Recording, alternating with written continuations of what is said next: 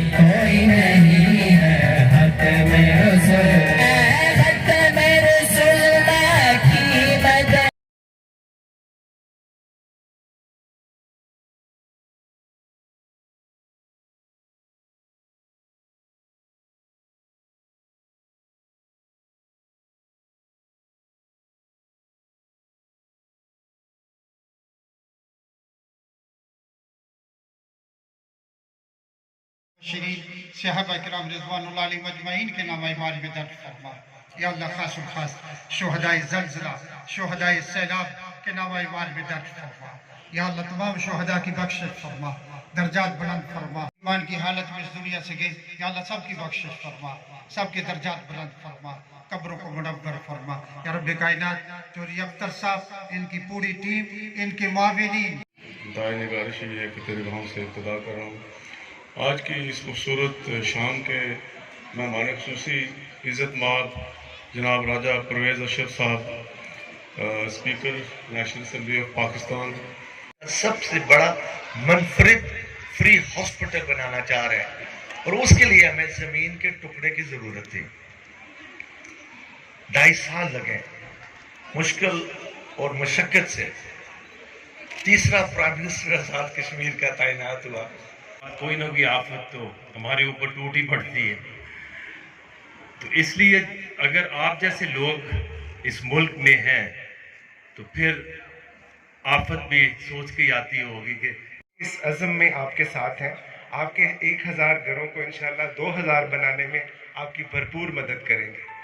اور اس کے ساتھ ساتھ میں آپ کو صرف اتنا کہنا چاہتا ہوں جیسا کہ جو کام آپ کر رہے ہیں نا, اگر یہ مشعل راہ پاکستان کے ہر شہر میں جو میں سمجھتا ہوں کہ لوگ ہیں, اگر وہ کرنا شروع ہو جائے نا تو اس ملک کو پیچھے کوئی نہیں لے کے جا سکتا. اور آپ کے اس جذبے کو سلام ہے. میں تو صرف اتنا کہہ سکتا ہوں کہ میں آج کی نشست کے بعد آپ کا سفیر ہوں, آپ کا ایمبیسڈر ہوں. میں جہاں بھی جاؤں گا میں کورٹ کی بات کروں گا, اور میں آج اپنے آپ کو آپ کے لیے والنٹیئر کرتا ہوں. میں ان سے بہت, ان کی عاجزی سے, انکساری سے, ان کے محبت بھرے لہجے سے, اور ان کے اندر جو سچائی تھی اس سے بہت متاثر ہوا. لیکن آج یہاں آ کر سچ بات ہے, مجھے یہ سب ایسے لگتا ہے جیسے میں کوئی خواب دیکھ رہا ہوں.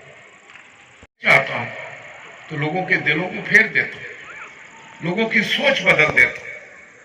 جب میں چاہتا ہوں تو کسی کو, کسی کی محبت کسی کے دل میں ڈال دیتا ہوں. تو یہی بالکل اسی طرح ہوا کہ چودھری اختر صاحب نے جو جذبہ لے کے نکلے تھے, کہ وہ کسی نے سچ کہا ہے نا کہ میں اکیلا ہی چلا تھا جان بے منزل, لوگ آتے گئے کارواں بنتا گیا. آج الحمدللہ کوٹ. سچ بات تو یہ ہے کہ میرے وہم و گمان میں بھی نہیں تھا کہ یہ ایک ڈاؤن ٹو ارتھ شخص, ایک بڑا عاجزی اور انکساری والا انسان, بڑا سادہ बात करने वाला जब मुझे मिले तो मेरे स्टाफ ने मुझसे तारफ़ कराया कि ये जो हैं ये कोर्ट के फाउंडर हैं और इनका बहुत बड़ी इनकी खिदमात हैं। तो साहब आपको सलाम पेश कर।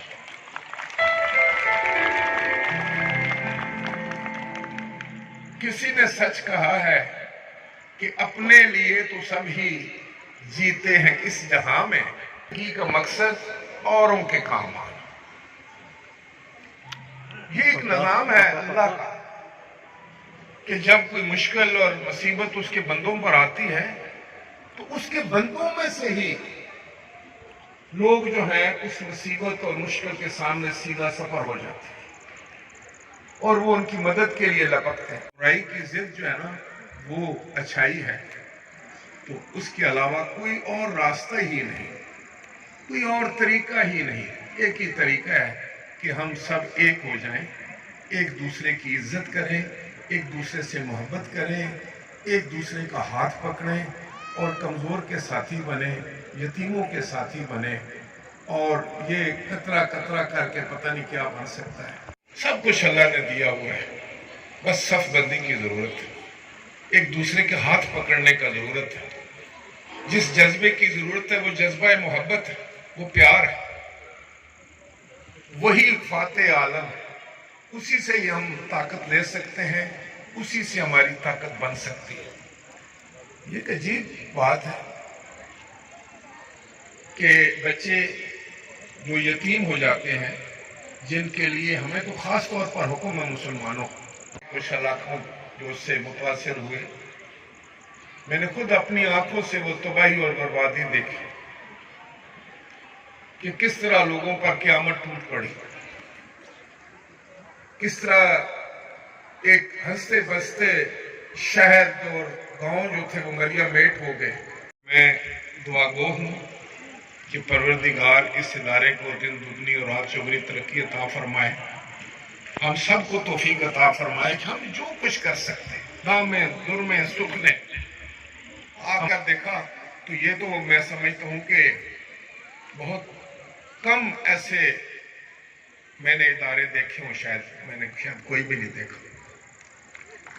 सच बात तो ये है कि जहां आकर, जैसे हमारे क्रिकेट स्टार ने कहा कि एक शख्स अगर ये सब कुछ कर सकता है, तो मैं सोच रहा था कि शायद कहीं हमने पूरी उम्र तो नहीं गंवा दी। वक्त तो गुजर जाता है, पता भी नहीं चलता, तो इतनी वक्त गुजर गया।